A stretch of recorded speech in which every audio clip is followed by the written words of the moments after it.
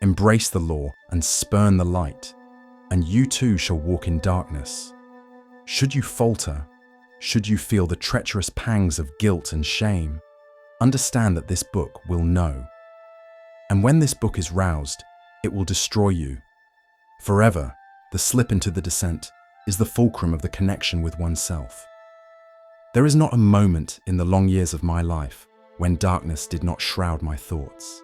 Looking back through the veil of time, I recall well those early lessons, living a life apart from others due to the stain my family bore upon their souls. We were untouchable, outsiders, cursed, a people known for consorting with the forbidden.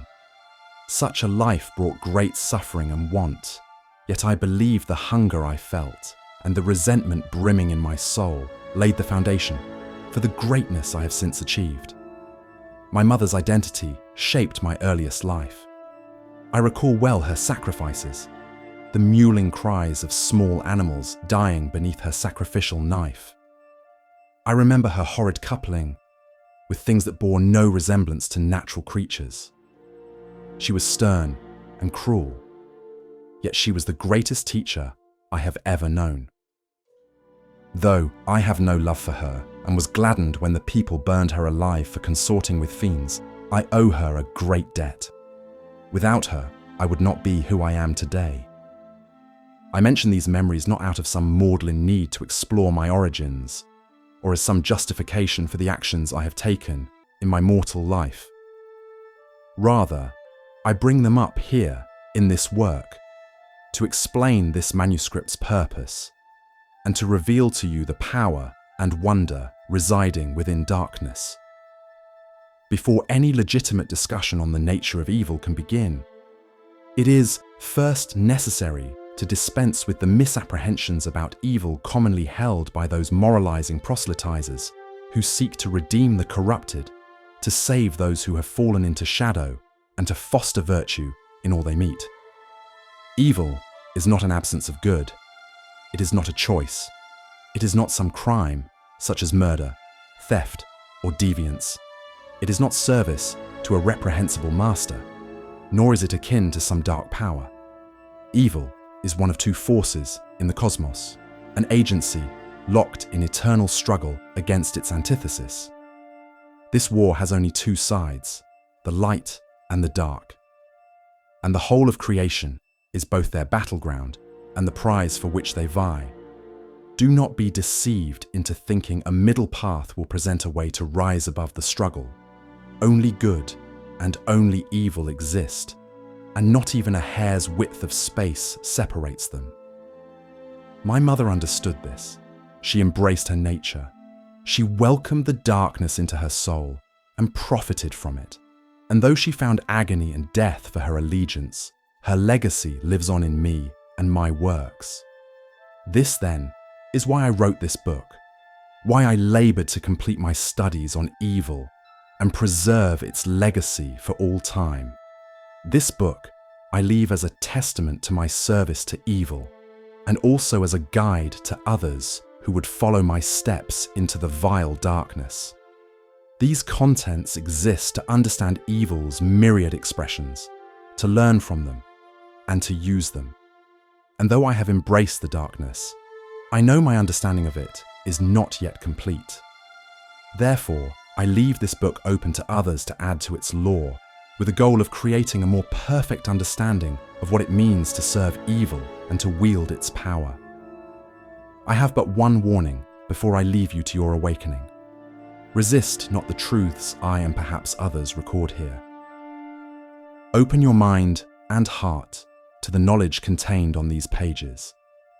Only then will you understand and receive the wisdom darkness can provide.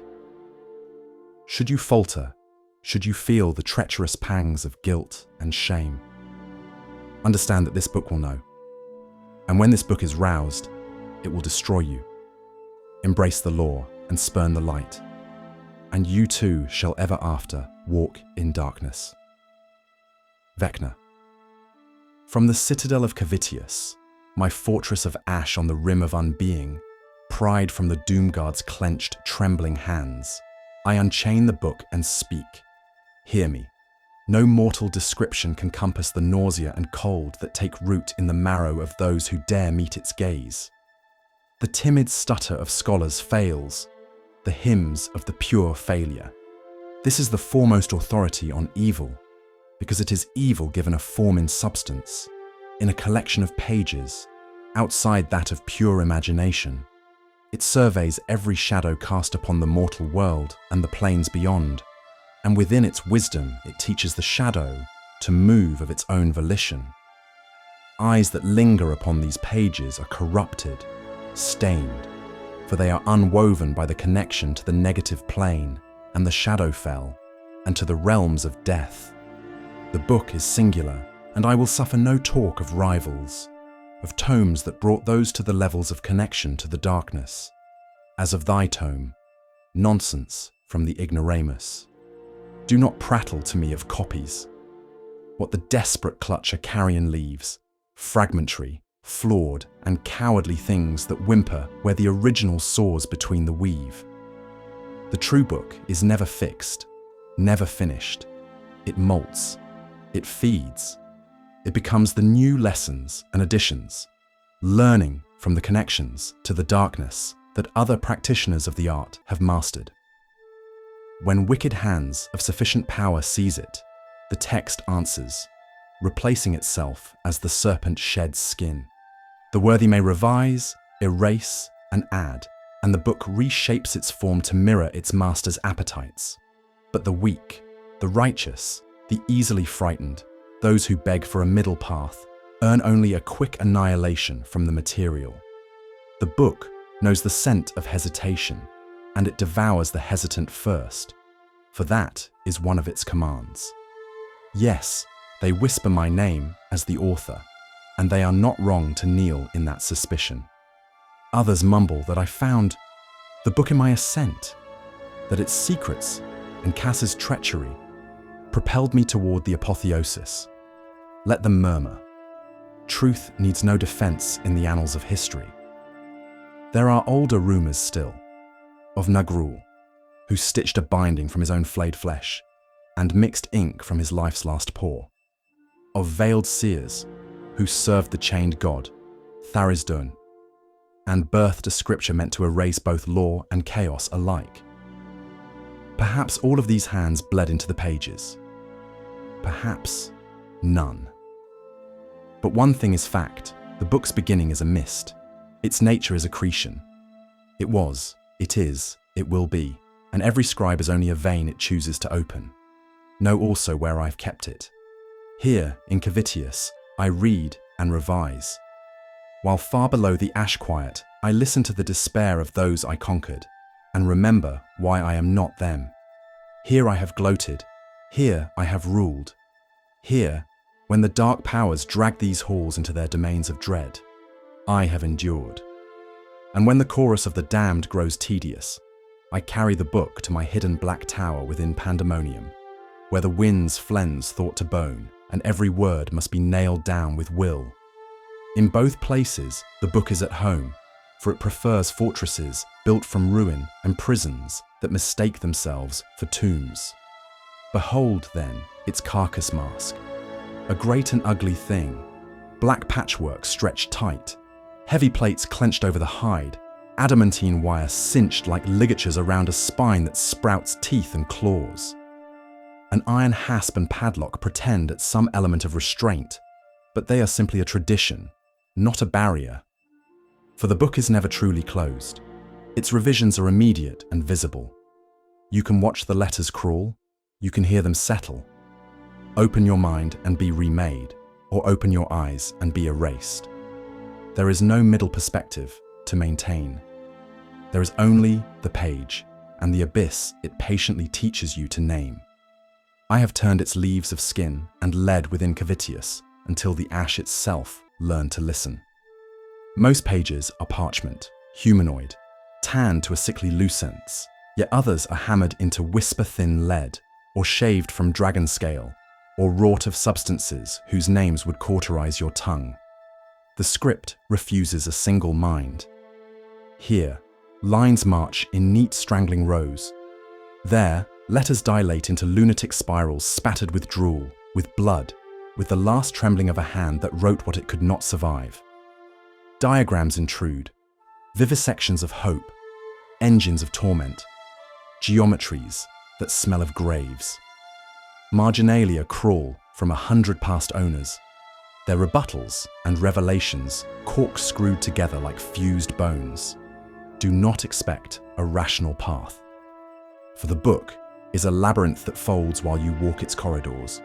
To learn anything, you must study long, and then longer, until the hours bleed, and you understand at last that the book was studying you all along. As to why it first came to be, mortals gossip, some prate of profane liturgy for my ascending priesthood, and indeed my surviving entries speak in the same blade-true cadence as other works you tremble to attribute to me. But liturgy is merely a deception, rather than for an instruction.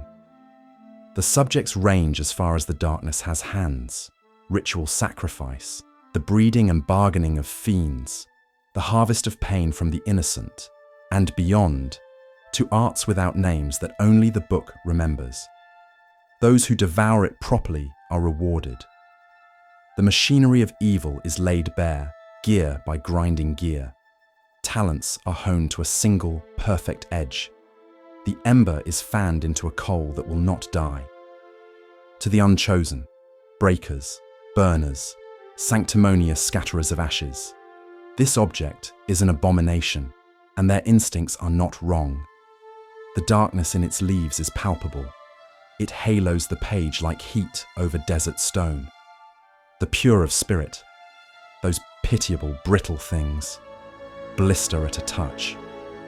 Most who handle it without warrant find their thoughts rendered to black syrup within the skull, the mind liquefying where it sits. Others are driven gibbering into winds that never blow, or remade into crawling, mewling wretches that drink from gutters and worship their own filth. A few, very few, are not destroyed. They are recognized. They read the erratic text, and it reads them, and in that mutual recognition, they step cleanly off the brink and do not look back. I have seen all these ends. Here in Cavitius and in the Black Tower, I keep on pandemonium, where even the winds kneel. Take comfort, if you require it, in this. The book chooses with exquisite precision. Take warning, if you can still hear. Once chosen, you will call your ruin by its true name and be grateful when it answers. The capacity for evil lies in every thinking creature, just as vital as the potential to do good. Most creatures are divided.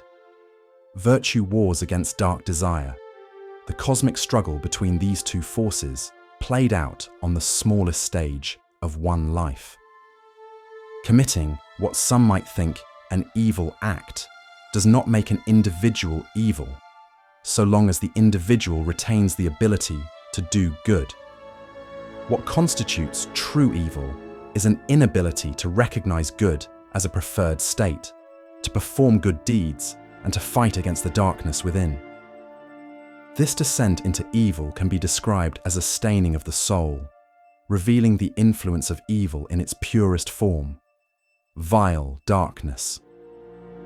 Certain authors of the Book of Vile Darkness claim good and evil were never part of creation's underpinnings. In the beginning, only the contest between order and chaos existed. Eventually, order brought stability and godly worship to the worlds that the primordials had so crudely fashioned. It wasn't until Tharizdun plucked a shard of darkness from the furthest reaches of the cosmos that evil was born. And in reaction, good was born. Though this unusual thesis pervades the writings of the blasphemous tome, most moralists reject it. Vile darkness, evil in its purest form, is a soulless emptiness permeating the cosmos. It spreads like so much spilled ink, staining everything it touches. Although it is possible to survive contact with this overpowering evil, it will always exist in the creatures, places, and objects manifesting it, and thus it can never truly be contained or defeated. It is possible to destroy Orcus, but the evil the Demon Lord represents will eventually infect or reanimate something else to take his place. There is no escape from vile darkness, and the struggle between it and exalted goodness will rage until the end of all things. The greatest prize any servant of darkness can win is without a doubt the Book of Vile Darkness. There are more fabrications than truths about this dark work, yet it surely offers power beyond any mortal reckoning.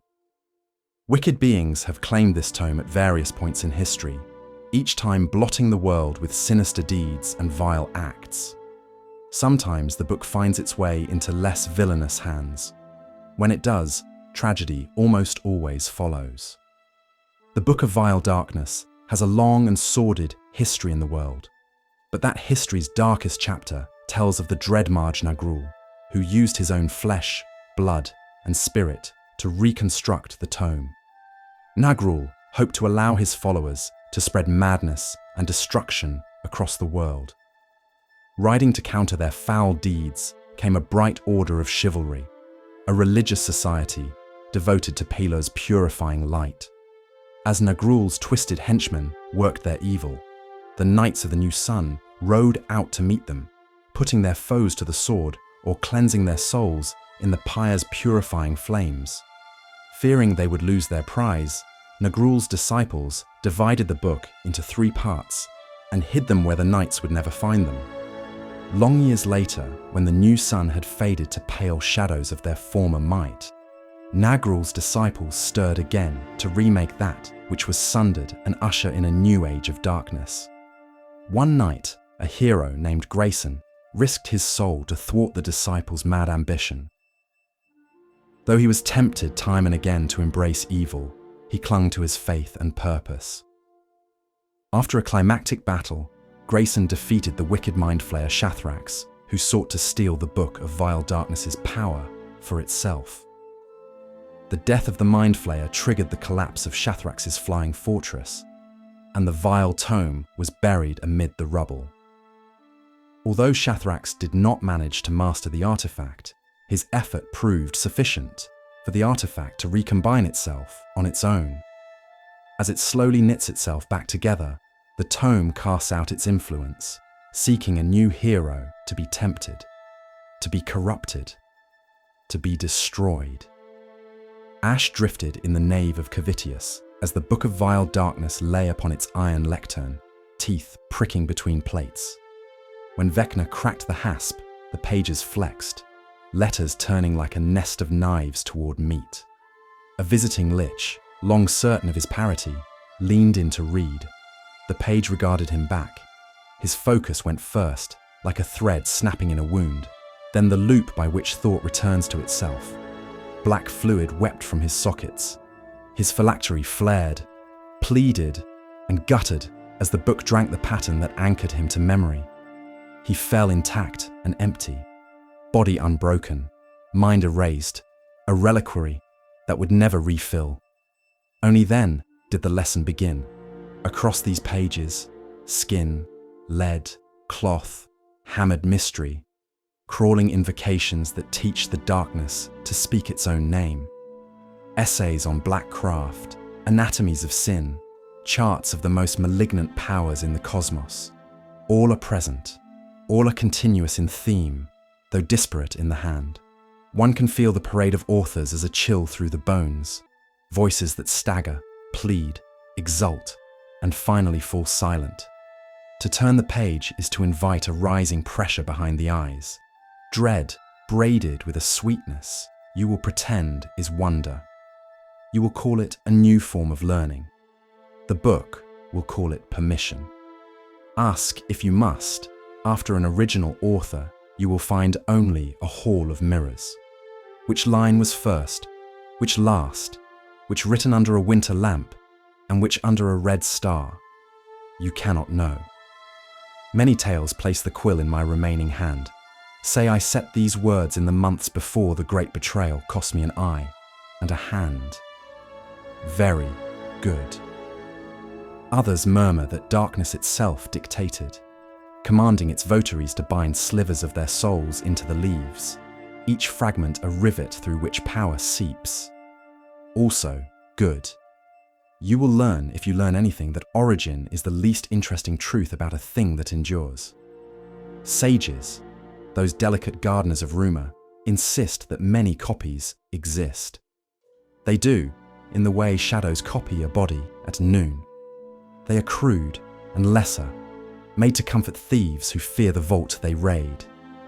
As for destruction, yes, zealots have burned, drowned, dismembered, and entombed the book. And yet it reconstitutes, for it prefers the grammar of persistence. What they call an object has a will. What they call a will has appetites for newer versions. I designed it this way.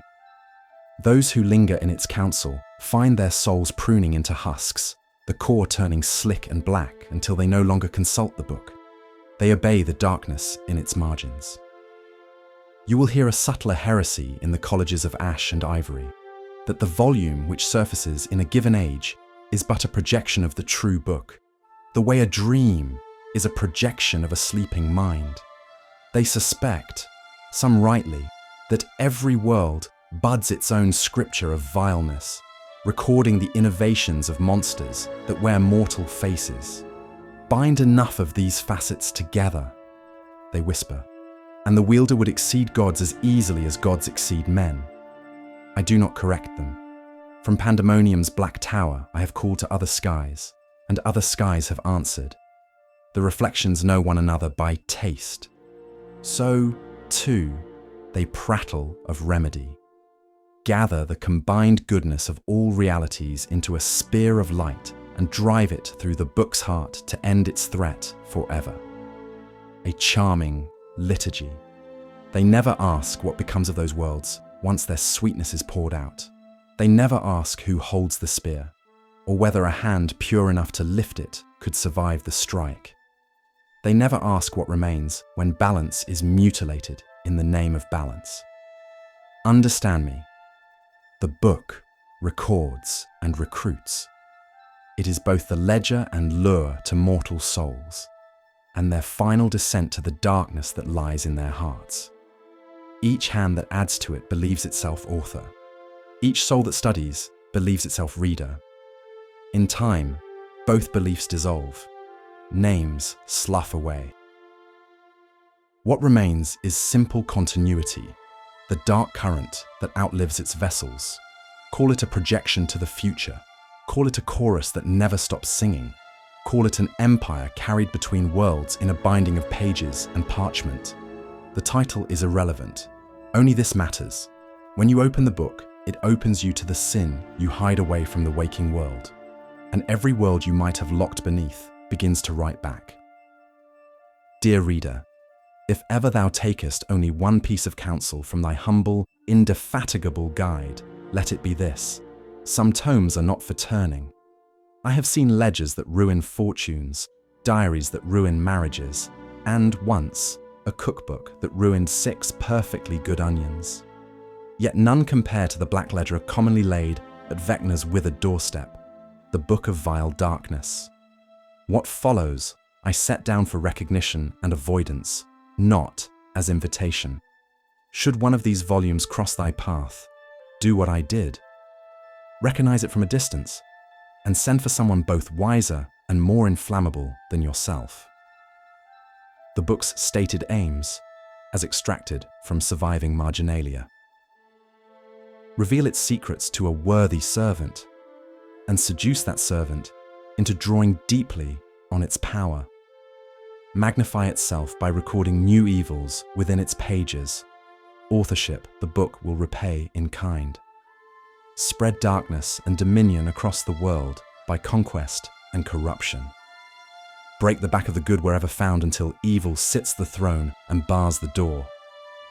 Elminster. Take these at grim face value.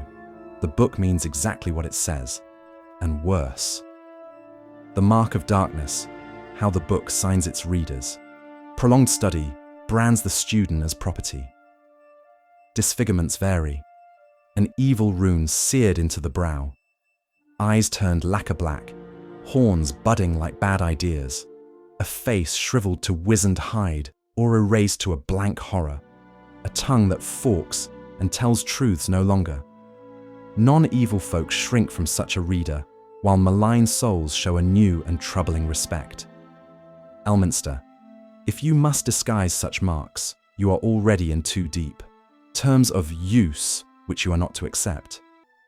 Some ask what is the reading time to gain its power or knowledge, and to that a simple answer: about 7 days, more precisely 80 hours, to take the thing in. Completion grants the evil divine spellcaster a cruel dividend. Sharpened insight and a rise in power, purchased by a trade of the self. One aspect strengthened at the cost of another. The reader is further altered to intimidate the decent and impress the wicked, and gains the power to command evil creatures, as if the tome itself lent a connection to the elder evils to their voice. Reading inflicts bodily harm and twists the personality hard toward evil. Neutral divine casters suffer the theft of their essence with no compensating boon. Even touching the book is perilous. To look within is to catch the notice of a fiend that, 4 times in 5, by grim tally, comes for the reader that very night. Should a good, aligned divine caster attempt the text, the outcome is death, or a madness as permanent as the binding on the book, while their essence drains away to feed the page. No benefits, only the bereavement and the loss of will. Elminster. No exceptions are known. Where the book lingers, plants fail. Gardens brown, moss recoils, even weeds think better of it. Ownership confers a darkly expansive erudition. Arcana, histories, theologies, especially those that skulk in the shadowed corners of such subjects. Most chilling. The reader finds dark speech uncoiling in the mind, a language that bruises the air as it's spoken and teaches the mouth to make shapes it will later regret.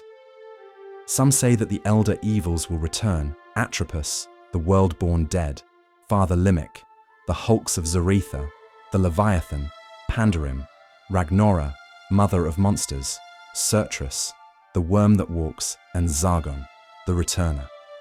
Dear reader, I do not know if this is to be, but test thyself and do not pick up the tome. Hence, you will doom us all. Understand the bargain plain. The book recruits agents. It wants readers who will record fresh wickedness, expand its reach and rule on its behalf with smile or scythes to the dark depths of the grey wastes. In return, it grants leverage over evil hearts, a presence that cows the innocent, and knowledge that arrives like a knife in the back of your certainty. Its generosity ends where your usefulness does. Field signs for the sensible bard. A codex that wilts the tavern ivy simply by being brought indoors. Readers whose faces have changed, and whose company the worse men suddenly enjoy. Whispers in a tongue that makes the candle flame flinch. A sudden, unseasonable silence in birdsong and children's laughter nearby. Should you observe 2 of the above, leave. 3, run. 4, fetch a priest, a wizard, and a very long pair of tongs, and stand well back while the brave have their argument. Elminster. Or better, call none, touch nothing, and let us know where it lies. The chosen will deal with this mess. Bards, chroniclers, curious apprentices, do not make the book a prop in your performance, nor a dare in your diary. Some tales are told only once because the audience doesn't come back. If you must sing of it, sing as sailors chart reefs, to mark the danger so others steer wide of the blade. For this book, made from the hands of the Whispered One, is not to be trifled with. Should you meet a worthy servant of this ledger, remember, your cleverness is not a cure to the tome. It is indeed everlasting. Distance is your best ally and has a sterling record with it when it comes to dealing with this mess. And if a voice within promises you power for a little ink, Ask yourself whether you like the look of horns or your final ledger to be written sooner by Jurgle. Remember these words. Embrace the law and spurn the light, and you too shall ever after walk in darkness. Should you falter, should you feel the treacherous pangs of guilt and shame, understand that this book will know. And when this book is roused, it will destroy you for all time.